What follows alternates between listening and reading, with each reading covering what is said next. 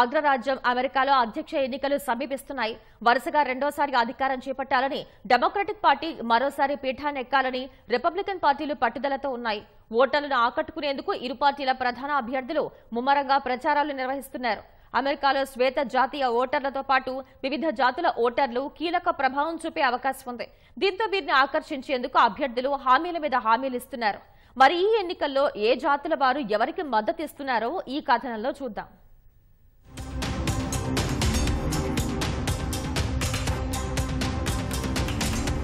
America ప్రపంచ నలుమూలలో ఉన్న ఎందరో కళలకు గమ్యస్థానం.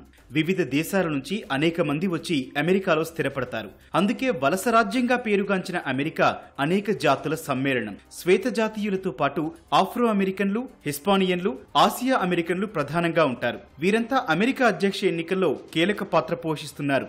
వీరిని ఆకట్టుకునేందుకు డెమోక్రటిక్, రిపబ్లికన్ పార్టీలు తీవ్ర ప్రయత్నాలు చేస్తున్నాయి.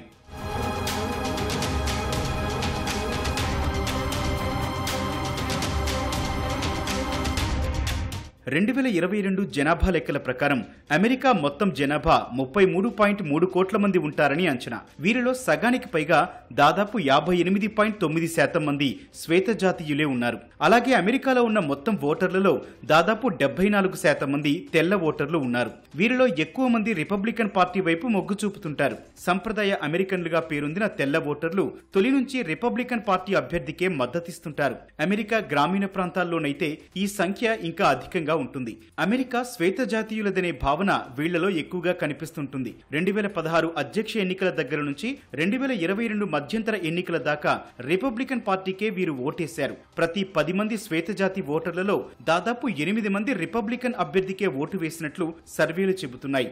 గ్రేట్ అమెరికా నినాదం అక్రమ వలసలను అంతం చేస్తానని చెబుతోన్న రిపబ్లికన్ పార్టీ అభ్యర్థి డొనాల్డ్ ట్రంప్ మరోసారి శ్వేత జాతి ఓటర్లనే నమ్ముకున్నారు.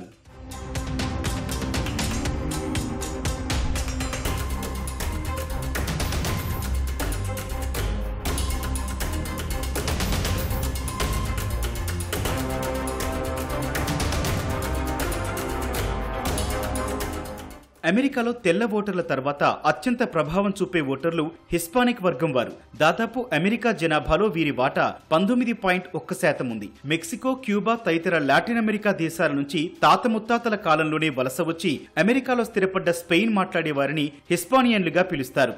మొత్తం ఓటర్లలో 9% ఉన్న హిస్పానియన్లు ఫలితాన్ని నిర్ణయించడంలో కీలకంగా ఉంటారు. సాధారణంగా వలసలకు మద్దతిచ్చే డెమోక్రాట్లకు వీరు అండగా నిలుస్తుంటారు. డెమోక్రాట్ పార్టీకి వచ్చే ఓట్లలో దాదాపు 12% హిస్పానియన్లవి ఉంటాయి. అయితే కొద్ది కాలంగా హిస్పానియన్ల మద్దతు రిపబ్లికన్ పార్టీకి పెరుగుతున్నట్లు అక్కడి సర్వేలు చెబుతున్నాయి. ఈసారి ఎన్నికల్లో హిస్పానియన్ ఓటర్లు తమ వైపుంటారని రిపబ్లికన్ పార్టీ నేతలు అంచనా వేస్తున్నారు.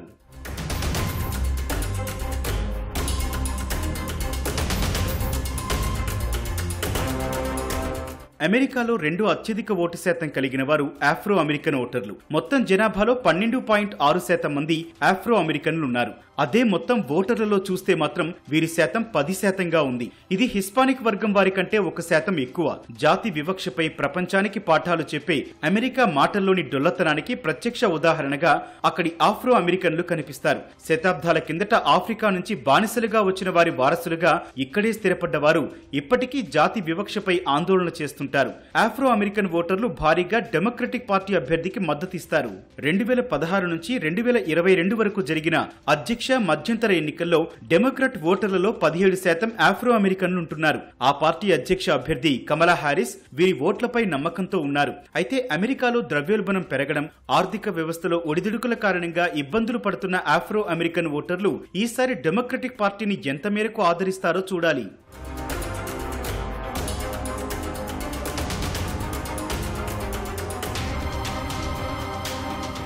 గత 2 దశాబ్దాలుగా అమెరికాలో ఆసియా అమెరికన్ ఓటర్ల సంఖ్య విపరీతంగా పెరిగింది. అభ్యర్థుల విజయావకాశాలను 6.1% జనాభా ఉన్న ఆసియా అమెరికన్లు ప్రభావం చేసే అవకాశం ఉందని అక్కడి అధ్యయనాలు చెబుతున్నాయి. ఈ ఏడాది ఎన్నికల్లో భారత్, చైనా, జపాన్, దక్షిణ కొరియా, వియత్నాం, ఫిలిప్పీన్స్ సహా ఆసియా దేశాలకు చెందిన అమెరికన్ ఓటర్లు కీలకంగా మారారు. సాధారణంగా వలస వచ్చి స్థిరపడ్డ వీరు వలసవాదుల పట్ల ఉదారంగా ఉన్నట్లు అనిపించే డెమోక్రాట్లకే ఎక్కువ మొగ్గు చూపుతూ వస్తున్నారు. 2020 అమెరికా అమెరికా ఎన్నికల్లో వీరిలో 72% మంది జో బైడెన్ కు ఓటు వేయగా 28% మంది డొనాల్డ్ ట్రంప్ కు ఓటు వేశారు. 2016 నుంచి 2022 వరకు జరిగిన ఎన్నికల్లో డెమోక్రటిక్ పార్టీ ఓటర్లలో ఆసియన్ల వాటా 4% కాగా రిపబ్లికన్లలో ఇది 2%గా మాత్రమే ఉంది.